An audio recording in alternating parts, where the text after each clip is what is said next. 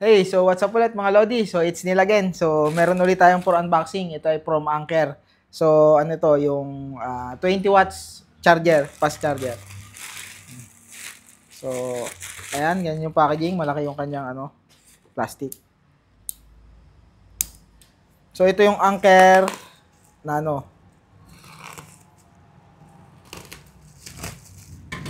Yan. Ay, ano pala to? Hindi pa, Anker Nano ba to? Ultra compact. Yan. So dalawa yung ating i-unbox. Ito ay PD, high speed charger for iPhones and tablet. Ayan. So from Anker. Ayan. So sealed. Medyo mapuro na yung ating pang Ayan. So what's in the box? Ayan. Ayan. So yung niya, ito yung manual. Ayan. So USB-C. So ito yung kanyang specs. No load power consumption, 0.03 watts. Ayan. Tapos yung kanyang max charge is, ito yung kanyang output.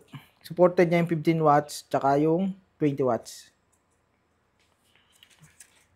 Yan o. 5 volts, 3 amps, and 9 volts, 2.22 amps. Yan. So, ito yung ating charger.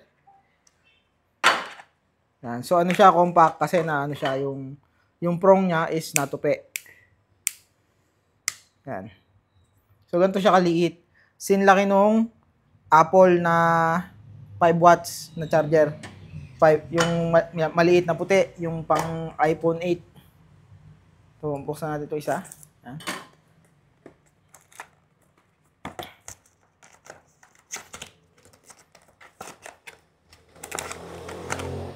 So, ite-testing natin yan. So, yung laman niya, ganito lang din.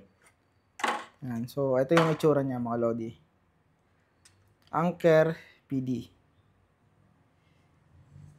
So, yan. Ganito siya kaliit. Ito yung kanyang, power port 3.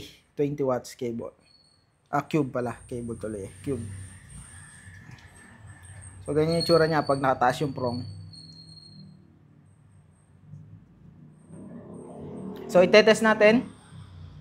So, ito mga Lodi, itetest natin pareho yung ating power, ano ulit yun? Power port 3. So, 20 watts na charger. So, tingnan natin kung nagana yung port. Yan. So, na-detect. Charging. Yan, charging. So, working. Try natin yung isa kung nagana. Yan. So, yan. Both working yung ating power port 3.